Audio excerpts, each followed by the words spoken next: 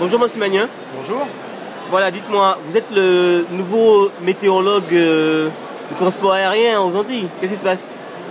Le nouveau météorologue, non, mais il est très clair que je pense qu'il faut qu'on réchauffe les Antilles avec des prix beaucoup plus bas.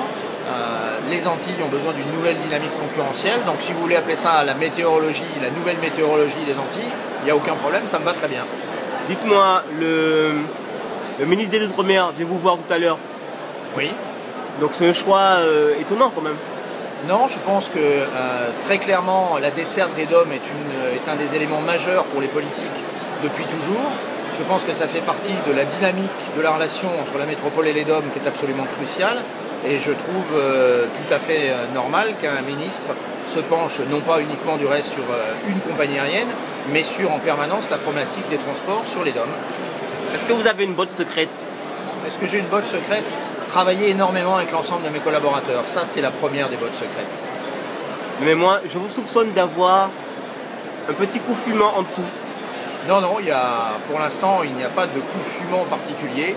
Je pense que les Domiens doivent se battre pour avoir l'opportunité d'avoir une compagnie qui fait jouer la concurrence.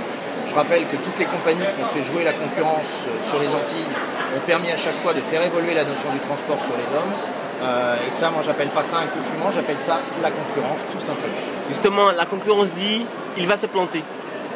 Mais la concurrence a toujours annoncé en permanence, regardez ce qu'on dit sur la téléphonie, que font les grandes sociétés de téléphonie, elles annoncent que leurs concurrents vont se planter. C'est une règle habituelle de la concurrence. Je rappelle du reste qu'une grande compagnie en France avait annoncé que les low cost ne dureraient pas 3 ans en Europe. Aujourd'hui, les low cost gagnent 2 fois plus d'argent que la plupart des compagnies classiques. Donc je pense qu'il faut garder beaucoup d'humilité et simplement faire son travail le mieux possible. Merci.